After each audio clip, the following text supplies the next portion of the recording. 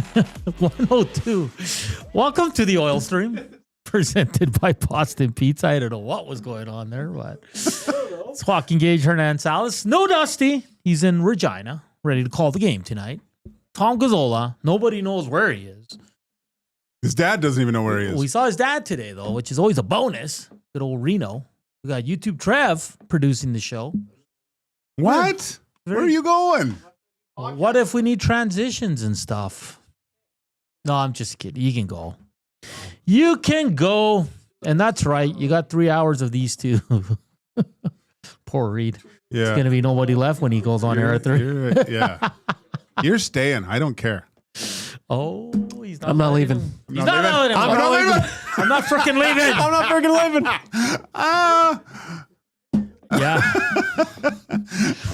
Yeah. Jay's off. Reed's pumped for a big show tonight. Oh, I just had to. Oh, yeah. You got to read a liner here. I just read it. Oh, okay.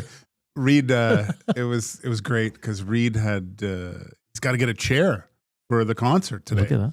Is at the grounds. Did you used to work there, or is it just at the new place? The new place. The Okay. new place. I went a lot to the other place. Oh, did you? Yeah. This is my question though. If you're going to be jamming out, why do you need a chair? Right? Because you're going to be like, He's there from 2 to 8, man.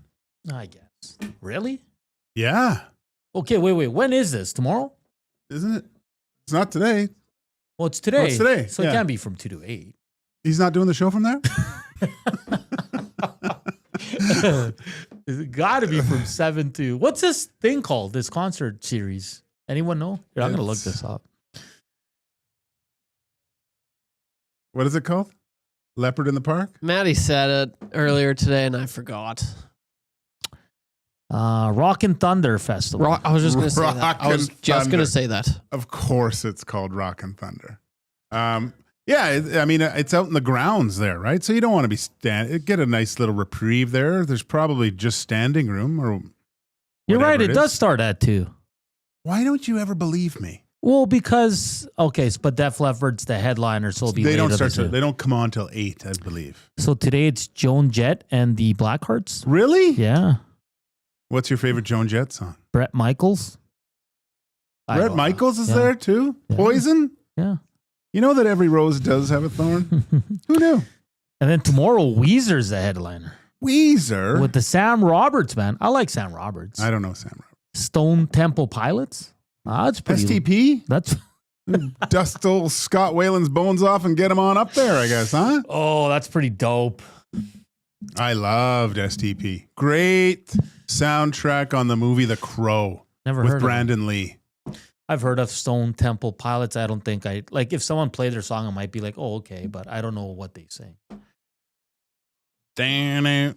I'm just When the dogs define her, got time, wait for tomorrow to find it.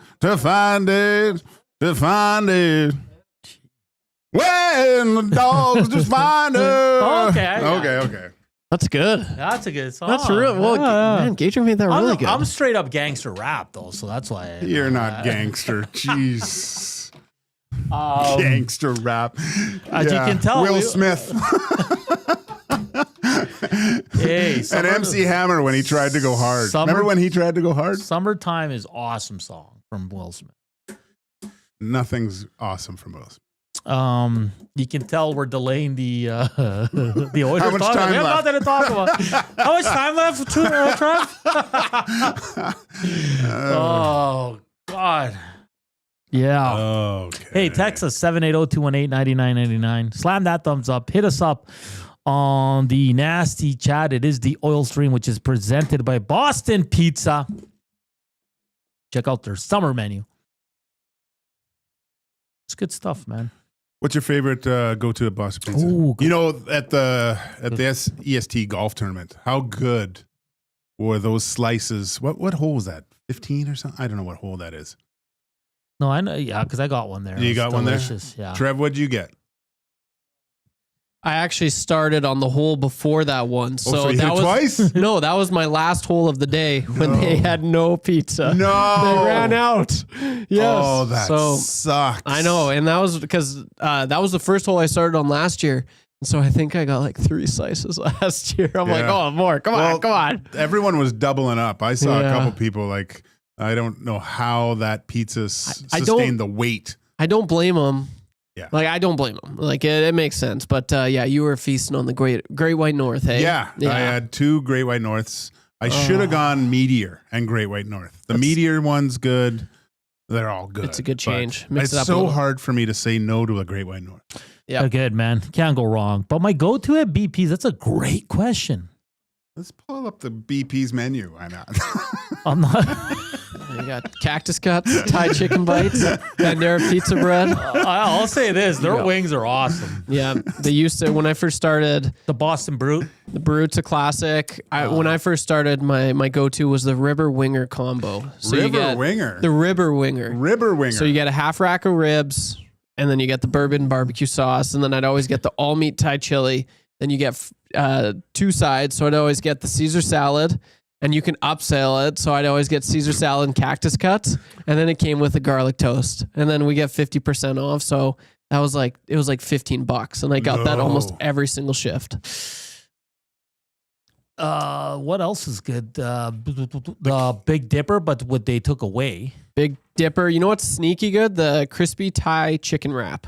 It's really good. Oh yeah, when it's done right. That's Dusty's goat. Oh no, he likes the Thai chicken strips. Yeah, Thai chicken bites. So he just goes. So chicken fingers with Thai sauce.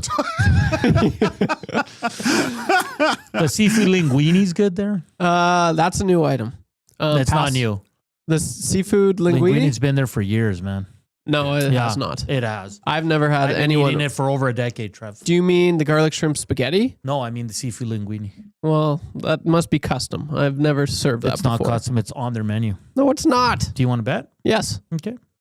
Can we get Tony on the line?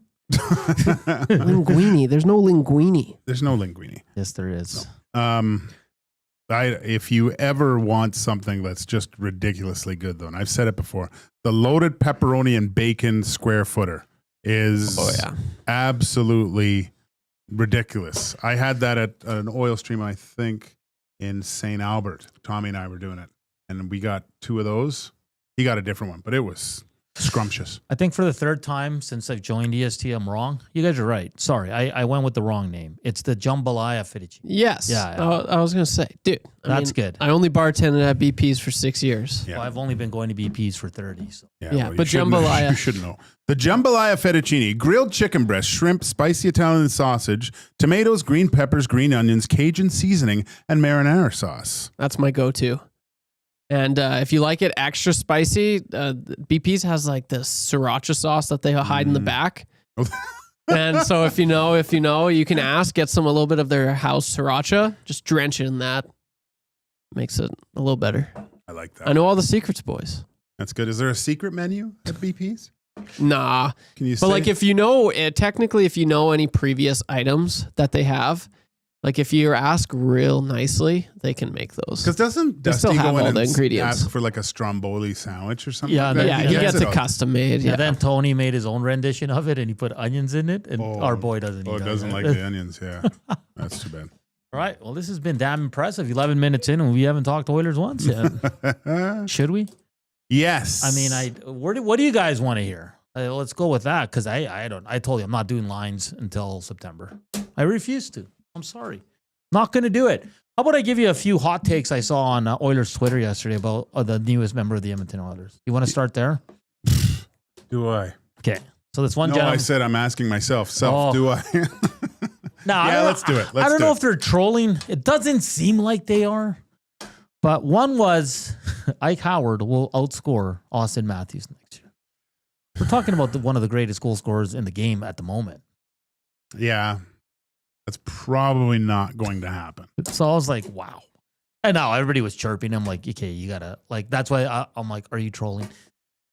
Then this person posts. The Oilers have just opened up their Stanley Cup window 10 years with Savoy and Howard. Really? Well, I mean, great for people to think that way. That's come great. on, because of those two guys. Look, 10 years is a long time.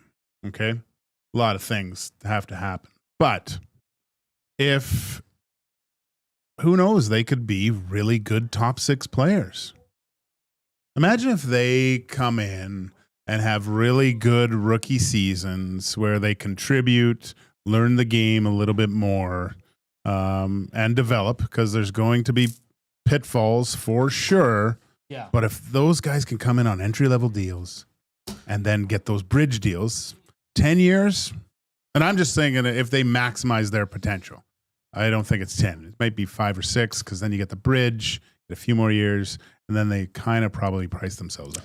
Then this person went on to say that he's going to score 50 and win the Calder. Maybe in practice, but... Okay, I'm going to go back the last 5-6 years here and give you the top rookies from each year. Okay, Joaquin? Okay. This past year, Lane Hudson, Michkov, and Macklin Celebrini are the only 3 rookies to hit 60 points. Okay? The next closest was Will Smith at 45. Okay. Okay. Let's go back to 2023, 2024. And I don't know how to use this. So, there we go. Oops. Why wouldn't it? Sorry. Last year, only one player hit 60 points. You want to take a gander? One rookie? Yeah. One rookie. It's a guy you're kind of not high on. I'm not high on a lot of guys. On a really bad team. Connor Bedard. Oh, okay, yeah. He had 61 points. Defensemen Luke Hughes and Brock Faber were second at 47 points. The next closest forward was Logan Cooley at 44. Okay, Joaquin? Mm-hmm. Go to 2022-23, if you don't mind. Only one player hit over 50 points. Matty Beniers. Okay. 57 points. The I next think that was an anomaly. Yeah. Next closest was Matthias Michelli at 49, followed by Mason McTavish at 43, Wyatt Johnson at 41. Wyatt Johnson's a stud. Yeah. Okay. Let's go to 21-22. 2 players hit over 60. Oh, wait. I might be doing this. Give me 2 shakes of a lamb's tail. No, it says rookies. Wow.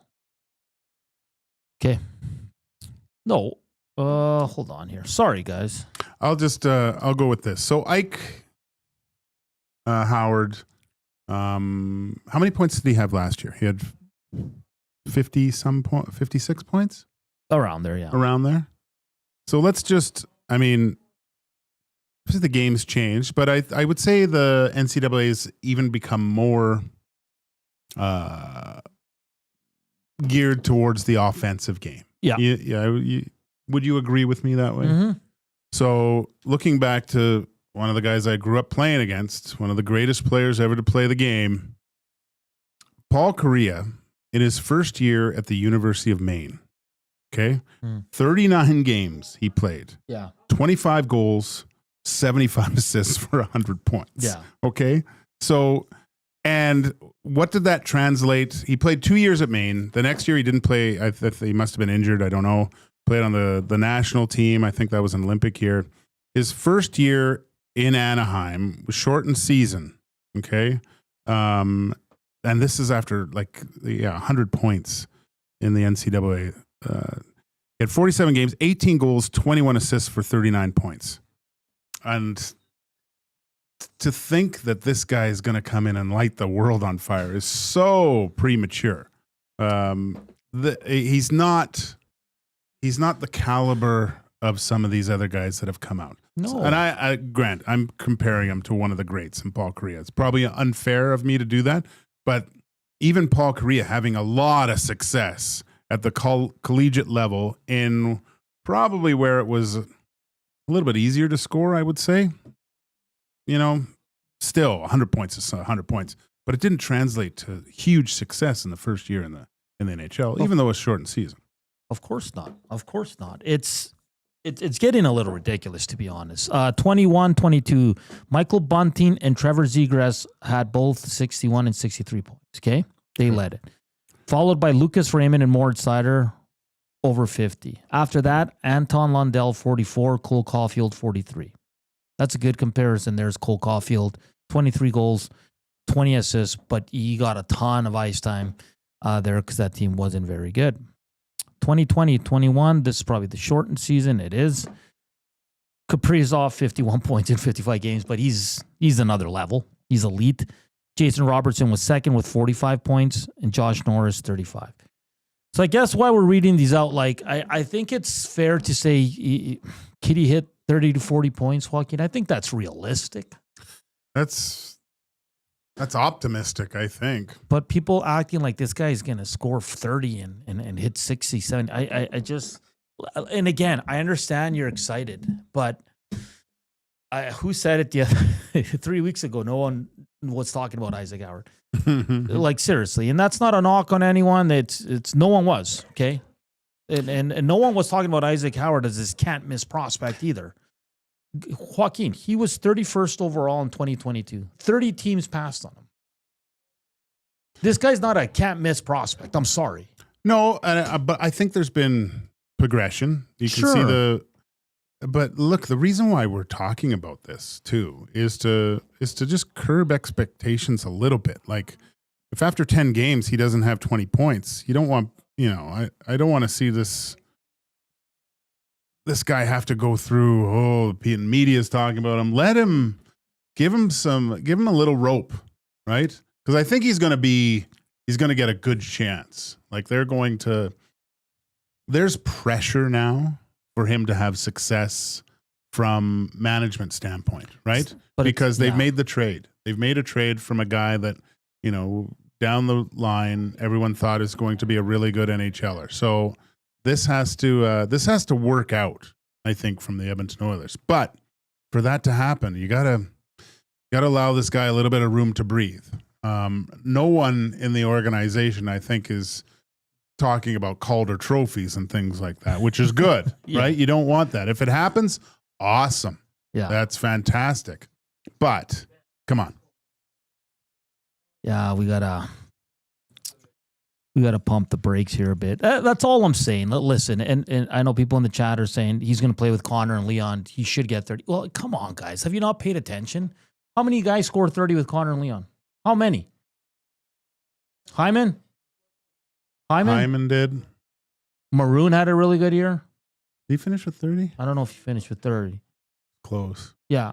Like, look how many guys have played with these guys and haven't been close to 30. So all of a sudden, this Ike Howard, who everybody thinks is the savior now, is going to score 30 in his first year? Come on. It's just not realistic. And it's getting really crazy. The last rookie to score 30 in a season was Dominic Kubalik, and he was a little bit older. How many goals did Michkov finish with this year? Let me look that up. If Howard guy doesn't get 30 goals, he is a bust. 30 goals. Kubalik scored 30 goals as a rookie, but he had already played 6 seasons of pro hockey in Europe. Yeah. I'm not going to, that's a little bit different, right? It's like when Panarin won the Rookie of the Year. It was ridiculous. Michkov scored 26, Joaquin. And that's playing first line, second line, every first situation. Play, yeah. So you're asking a rookie to go score 30 with absolutely zero power play time. Like, you can't, unless there's an injury, and I think there's a lineup to get onto that power play too. Without power play time, he's not getting 30. I'm sorry. There's no possible way he's scoring 30 goals, even strength, next year.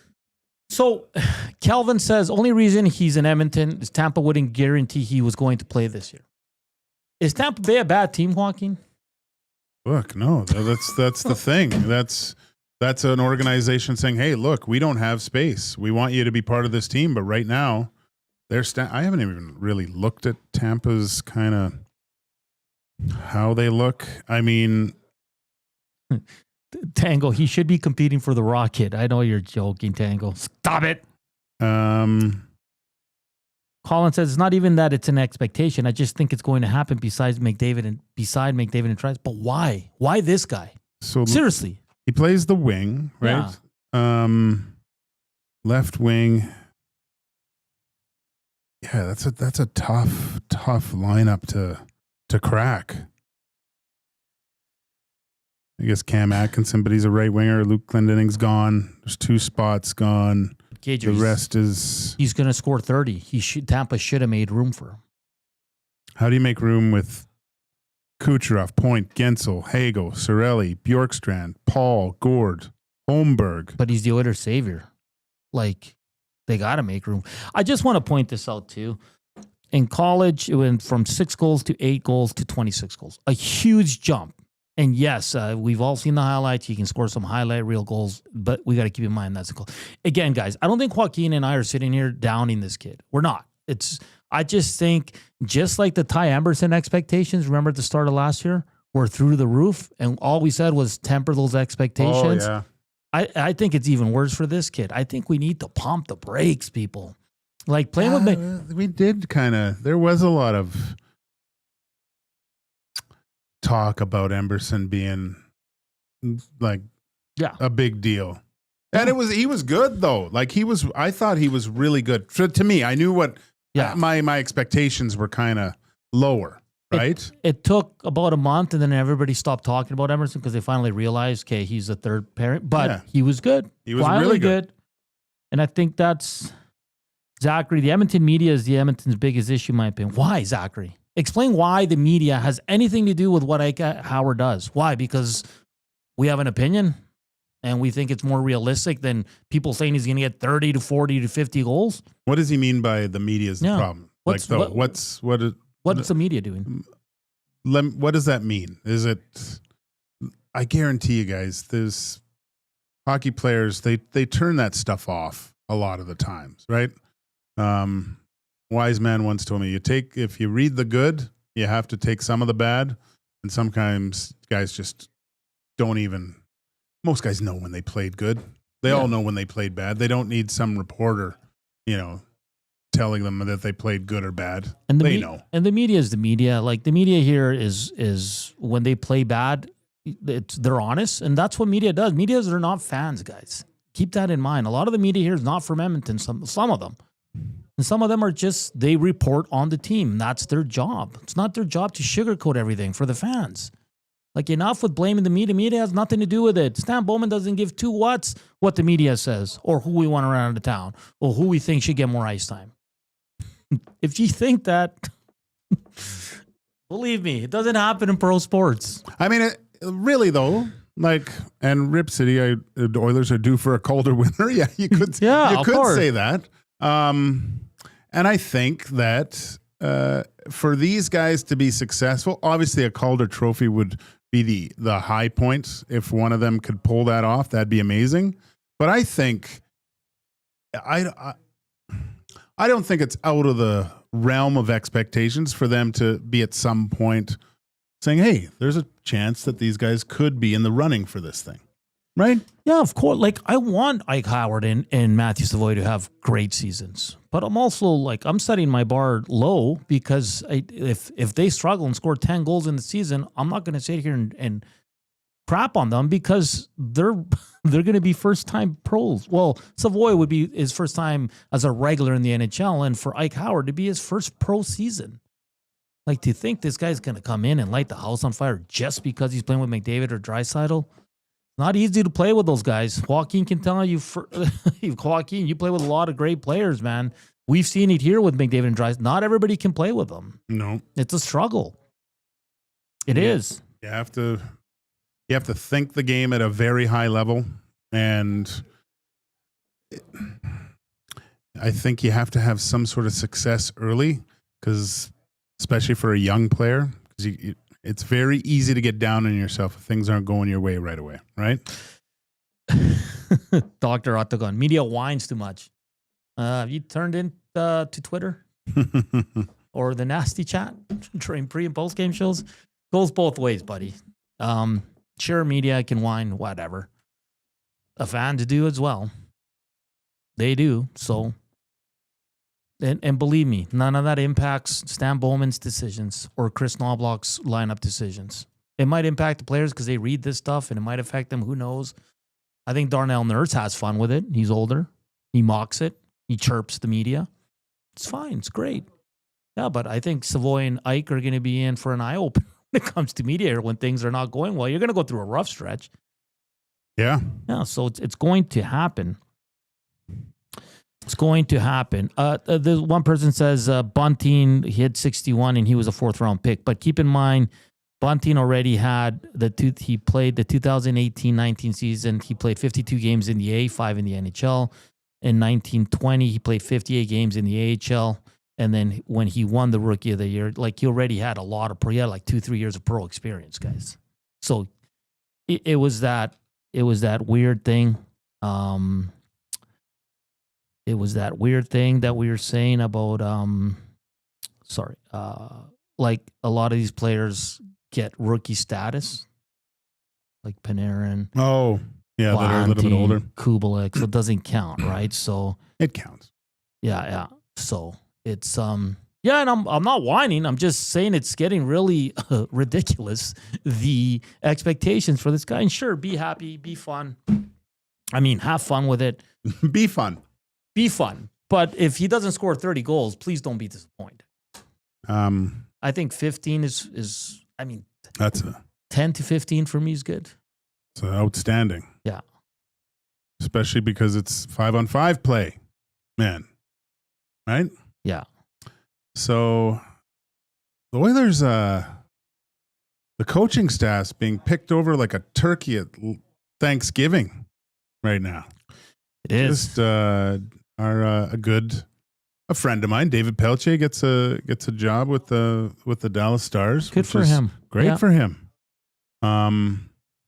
Yeah, we'll look to maybe talk to him sometime next week.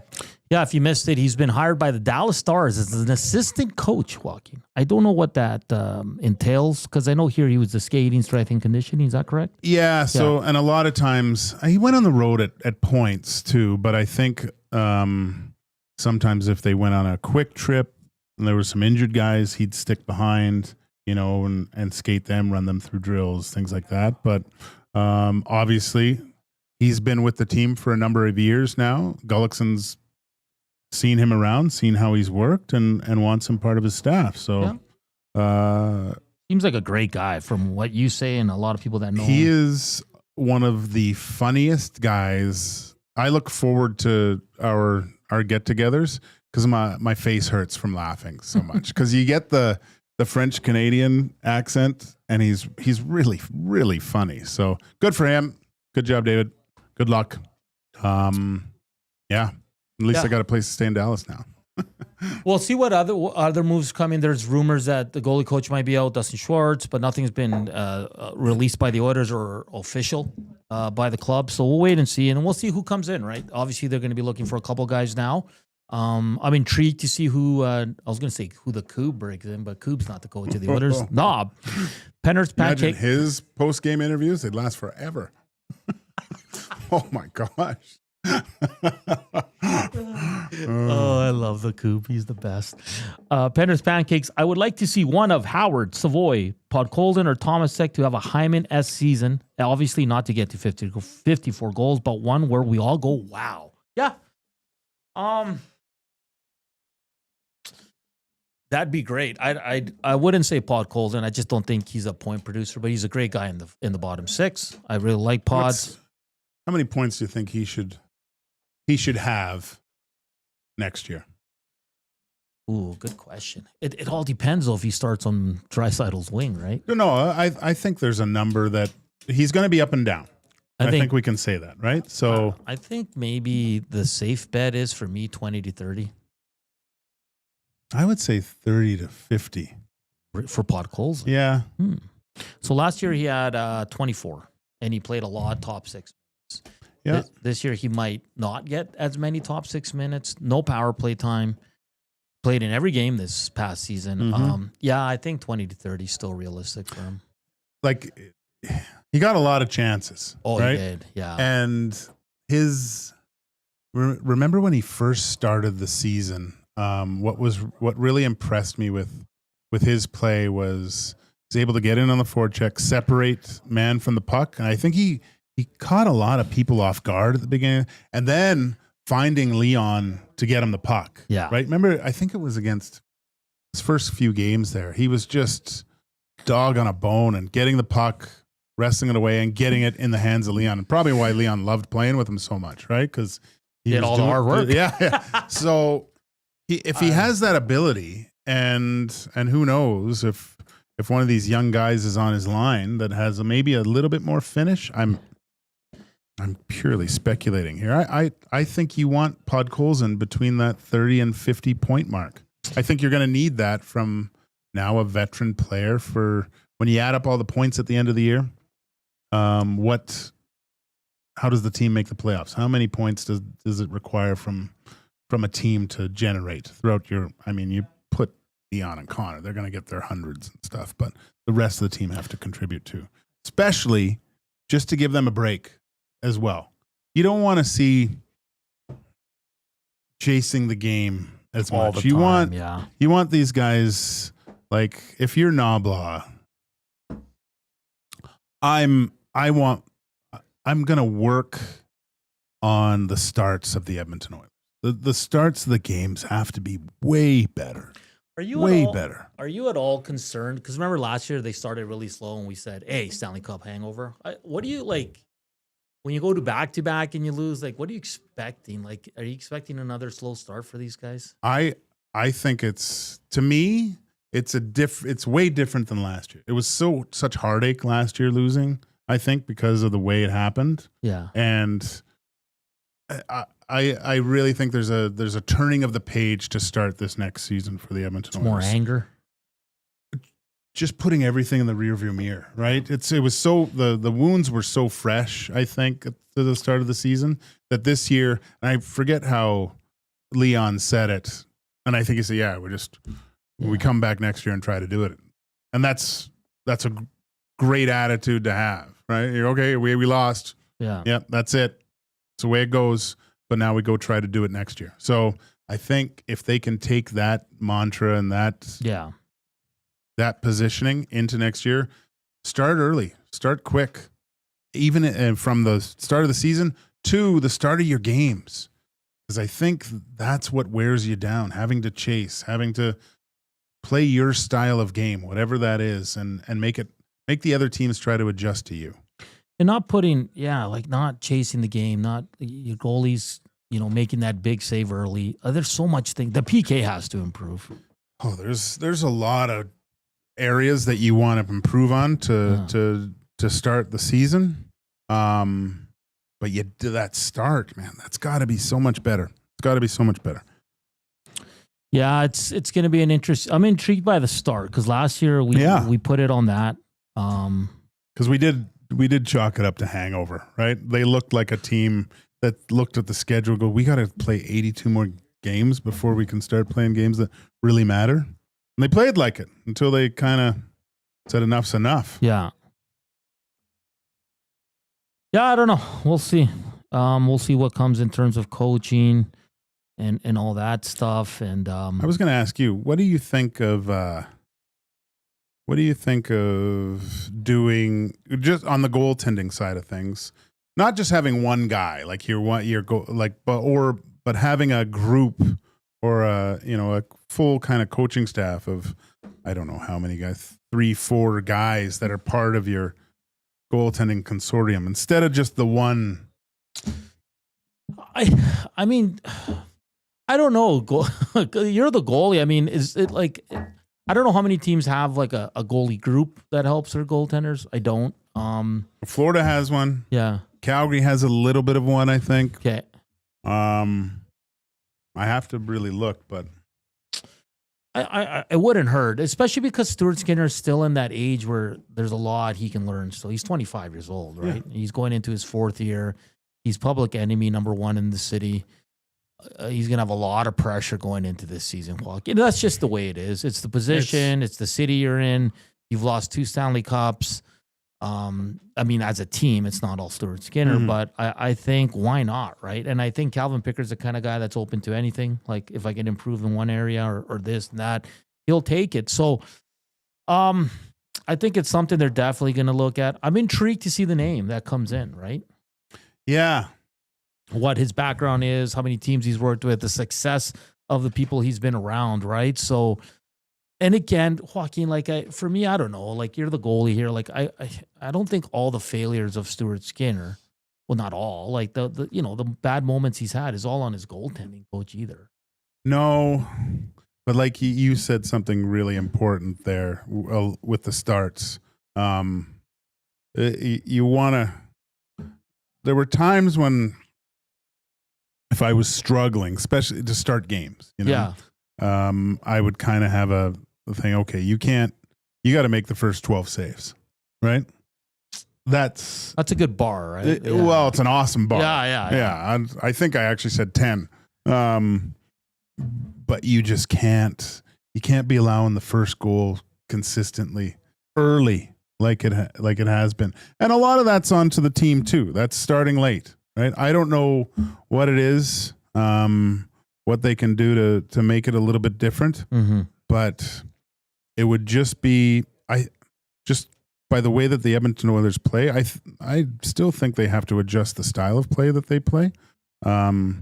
But chasing the Edmonton Oilers, they're a dangerous team when you have to start taking chances against them. Yeah, and that's a good point you make. This team has to get better defensively, and it starts with their big dogs. It does. You look at the Unfortunately, it does. You look at the final series, McDavid and Draisaitl got outscored a bunch, more than their depth guys. So that they lost their depth in the finals, it doesn't mean it's not true. It is also true. But you got to look at the defensive play of 29-97. It just wasn't good enough. Like you compare it to Barkov and Tkachuk and those guys, like those guys were selling out every chance they could defensively to win that game, to make a play. Because if 97 and 29 do it, then guys like Ike and Savoy say, that's a standard. Yeah. I have to do that. Yeah. I was watching, someone posted a clip on, it's like an old Oilers vintage page on Twitter. It's kind of cool. He always brings up old stuff that's memorable. And there was John Muckler, I think in the 1990 finals. He's like, we practice at the pace we're going to play because that's what we need. And I remember Nicholas Lidstrom back in the day saying, we practice like we play. Like if you make a bad pass in practice, you're going to get called out. Because if you can't practice the right way, how do you expect to take that into a game? And I remember back in the Dave Tippett days, he said, I'm a little worried about this team going into tonight's game because we were very bad at practice. And what did they do? They would go out and get butt kicked, right? So I think their practice, listen, I don't watch a lot of their practice. I don't know if their practice habits are bad. I don't, but I've never heard anything bad about it, or they hardly practice. Is Darnell Nurse going out there and missing his first 3 passes? Is that acceptable? Because if you watch that John Muckler clip or the Nicholas Lidstrom clip, they would have been stopped right there and said, hey, that doesn't happen again. You know what I mean? Oh, yeah. So I guess that's where I'm at with it. I don't know their practice habits. I mean, they went to back-to-back Stanley Cup finals. It can't be that bad, right? And coming towards the end of the season and into the playoffs, you don't practice a lot anyway. There's no time in the playoffs. You'd rather take a rest day. Yeah. But there is a distinct correlation between practicing and playing. You just can't suck in practice and expect to be good in games too. Yeah. But yeah, that's one of the things that I'd like to see them do. And speaking of the big guys and their commitment to the other side of the puck, I really think that's got to be a focus of those two. Oh my! You can't just keep trying to outscore your problems and think, okay, well, we gotta put us together and go. Let's go do this. Because like if they drop by, let's say 10 points each, 15 points each, but they're solid defensively, I think anybody would take that. When you see the best players, like the superstars, and if I'm just going back, there was a major shift in how they played when they first came into the league to where they started winning Stanley Cups. And I'm Mike Modano, consistently over 100 points. Joe Sakic, Steve Yzerman. These guys are Hall of Famers, which, you'd have to say that Connor and Leon are on the path towards one day. Yeah. But there was a drop in their production because there was a focus on the defensive side of the puck. And I do think it needs to be a hell of a lot better. You can't be blasting 1 billion miles an hour on the offensive side and then not having enough to get back defensively if something happens, right? Talk about playing above the puck. If those two are playing above the puck all the time, not only are they going to generate scoring chances, because you do generate scoring chances from good defensive play, but it's just a team mindset that the best teams, and I loved playing on teams that just had that boa constrictor attitude, that just. Yeah. It's got like, for me, it's got to start with those two big boys. Let's go to the inbox here. Dickie Sparks, he's scoring 50 and 36. He's laughing. So it's Poop Stains says, I'll be happy if they make the team legit. Yeah, sure. Hernan and Joaquin running Ike right out of town already. Ha ha ha. Just kidding from Timber Wordsman. I love that the premier story on Sportsnet is Ryan Reeves is going to the Sharks. Yeah, you want him on the ice. Maybe Darnell doesn't, but hey, you know what's impressive about him? He's probably going to hit 1,000 games. Is he? He's at over 900, man. Wow. And he's going to play there, right? A lot of young guys. He can. They don't have Eklund, Celebrini, Will Smith. Did you say that? No. Yeah, they're. Who else did you say, Coop? Tyler Toffoli. He doesn't need protection. He's a beast. Tyler Eklund. Yeah, played with his dad. Yeah. In Willie. Sweden. He's got a podcast. It's we called him Fimpen. I don't know why his nickname was, but Fimpen's Resa. It's vacation in Swedish. Really? Yeah. He's hilarious. He's really funny. I didn't understand any of his jokes because they were in Swedish, but everyone was laughing every time he talked. The that team's gonna be good in years down the road. Oh yeah. Far too much talent. They're still very young though. Long ways to go. Who's the other good player there? I think they Zetterlund, but he went to Ottawa last year. Right. Yeah.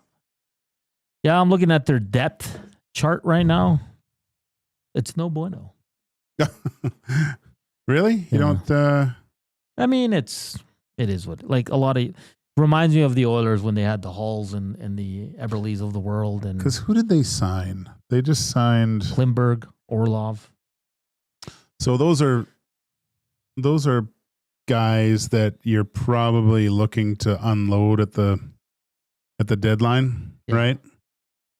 Wenberg, even Barclay Goodrow, if they can unload those ones, because then, I mean, it's a fall for what's his name? Number 1 pick next year. Oh, McKenna. That's going to be great to see, man. That's going to be great to see. Smitty the Welder adds another name that has to improve defensively, Bouchard. 100%. Oh, yeah. Yeah, he does. He does. 100%. There's no denying that. The frustrating thing about Bouchard is he's more than capable of it. Because he shows it in the playoffs. He's the butcher. Doesn't have to go full butcher. And that, you make a good point, because that's the thing. Like, he has shown he can do it. Yeah. Yes. Because for 2.5. Uh-oh. What? Oh. For 2.5 series, he was really, we didn't talk about him because he was a good defenseman. I know, yeah. And then it's interesting because in the finals, he was paired up with Ekholm again, and they struggled as a pair. But I think both guys struggled. Ekholm wasn't ready. You can tell. No, he shouldn't have played. Yeah. But do you think the loss of Hyman made it so we got to get Ekholm back in there? That's an interesting question. Because the D were rolling. Rolling. But I mean, when you, and Stetcher said it too. He goes, at this point, I just have to be honest. Ekholm's just a better defenseman. Like, yeah, I get it. I get it. But also, Zach Hyman was an enormous loss, right? And I don't think we're saying that they would have won if Zach Hyman, but they might have. You never know. You never know. You could have. We'll never know. We will never know. But I think it's going to be a quiet August in the last couple of weeks here of July for the Oilers, outside of their coaching hires. And I think you might see a few additions ahead of training camp. Maybe some PTOs. Captain skates next week. What? God, don't tell me that. I saw Kucherov skating already, but I mean, he's been out for a while, I guess. Those guys are beasts. When do they're probably training already, right? Oh, yeah. Well, the older guys probably not, right? Oh, yeah. They've probably took 2-3 weeks off. Some guys, yeah. It's part of their life, right? They're used to it. Yeah, I would take a lot of time, especially for like Connor and Leon.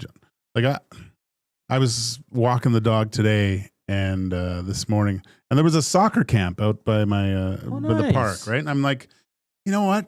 That would be a real, like it was. We did it training sometimes, especially when I was in Europe, when we'd go over early and do like off ice training. A lot of it was soccer. You would have thought we were a soccer team because we were like through dribbling and stuff, right? Yeah. It's great. You're outside and stuff. And I was like, that's great. That's what, because I've gone into rinks and I see all these kids playing hockey and I'm just like, geez. And I know it's important and stuff, but just to use other skills, other forms of training I think is way more beneficial than just starting to throwing your skates back on. So that's a good point. I think it's great. And I like the soccer one because it's obviously a lot of footwork, right? Balance and all that. JT Shark. Well, Gage, how long did you take off when your season ended? Usually, so here's what happens. A lot of times, especially now, there's even more focus on it, but we would get training programs from our strength and conditioning people with the team. And it was to the day, like what you're doing. So, and there would be a slow progression. And it all depend on when you ended the year, when the next season starts. So it would usually be specifically designed for, I mean, not everyone's doing the same thing. Forwards, goalies, defensemen, right? Or where you needed to work on. And usually I would say that first start date would be a Monday, 2.5, 3 weeks after your season ended. That's where you would start. And I mean, you're not going full out, but just starting to get back into it and a slow progression from there. So by the time you're at camp, I really didn't like I'd hit the ice for some fun shinny games, I guess, but I wouldn't really hit the ice and for focused practice until usually just a few weeks before actual training camp.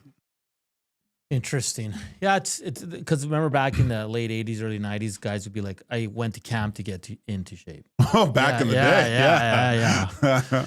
Now they're absolute beasts. There's a funny story. Grant Fuhr, he came to camp to get in shape, right? And then when he was in Boston, there was the whole story. Muckler, I think Fuhrsy put on a few pound LBs during the summer. And as he was walking, after practice, he was just walking, yep, I'm done, going home. And then Muckler was going, hey, Cecil, get on the bike like Cecil Fielder. Oh, that's too funny. Oh, man. Being in shape, what a thing. What a thing. I don't think I've ever been in shape. I'm round. It's a shape. Like I'm running, but like I'm getting a little frustrated now, Joaquin, because like my times are like dipping now, and I'm like, how? Like, what do you mean dipping? Like I'm losing pace time. Oh no. Yeah, but I don't know like why. Like, shouldn't I be improved? Like I did improve, but now I'm kind of like lowering. I think you should probably throw this week out the window because you damaged yourself the other day. And this weekend I'm probably gonna have some darts. So. Just a few. Oh, buddy. Smoke them if you got them, buddy. Hey, listen, we talked Oilers for 40 minutes. We did? A lot of people are angry at us. Hey, we got 147 watching and only 42 thumbs up. Let's just hit 100 real quick. Because Dusty said that meeting that we had, it was Dusty yelling at Hernan and I, not enough thumbs. So help us thumbs. We need the thumbs. Yeah. You like us. At the end of the day, guys, of course we want the Oilers to do well. And of course we want Ike and Matty Savoy. We need a nickname for Savoy to go with Ike. Of course we want him to do well. I want him to do well. I'm just saying some of these, and it's not everybody, it's a very small few. The expectations are getting a little ridiculous, but I guess we'll find out in September. There's 8 preseason games for a reason, Joaquin. We'll break down all of them.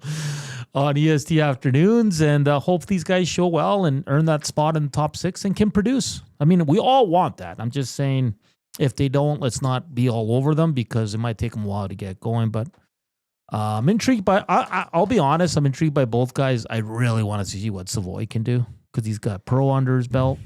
Had a really good season in Baco. And he looked okay with Leon a little bit. There was some he's got some jam. Yeah. I mean, you wish they were a bit bigger, but there was no hesitation to go into hard areas. No. I remember, I think he played in Philly, and he was really good in that game.